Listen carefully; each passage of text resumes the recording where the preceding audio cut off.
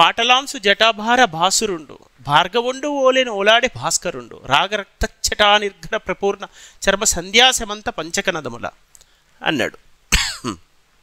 ఇప్పుడు ఒక్కొక్కటి మనం అర్థం చేసుకొని చూద్దాం శబ్దాలంకారాల పరంగా. ఇంట్రడక్షన్ రాస్తే ఈ ప్రశ్నకే సమాధానం ఎలా రాయొచ్చు. ఫస్ట్ దీని సందర్భాన్ని మనం పరిశీలించి చూద్దాం. ఇది ఏ సందర్భంలో? గుణనిధి పూర్తిగా గుణహీనుడని తెలుసుకున్నటువంటి తండ్రి యజ్ఞదత్తుడు ఇంటి నుంచి వెడలగొట్టినప్పుడు, అతను అత్యంత దీనావస్థలో ఆకలికి కూడా అలమటించే స్థితికి దిగజారినప్పుడు అతని చరమదశను సూచిస్తున్న సందర్భంలోనిది.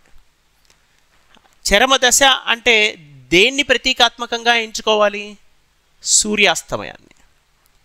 ఏదైనా జ్ఞానానికి చిహ్నంగా వెలుగుని అంటాం, అలానే సూర్యోదయం అంటాం పుట్టుకకి, అలా సూర్యాస్తమయం. ఇప్పుడు సూర్యాస్తమయ ఘట్టాన్ని వర్ణించేటప్పుడు అతని చావు ఏ విధంగా ఉండబోతుంది అనేది ప్రతీకాత్మకంగా ఆ ఎర్రటి సూర్యకాంతిని వర్ణించే సందర్భంలో ఆ సూర్యకాంతికి అన్వయించిన వివిధ అలంకారాలు. సాధారణంగా అదిగో సూర్యుడు ఎర్రగా ఉన్నాడు, మండుతున్నాడు, వస్తున్నాడు, తగులుతున్నాడు అంటే కుదరదు. దానికి ఒక గాంభీర్యం తీసుకొని రావాలంటే ఈ అలంకారాలు ఉండాలి.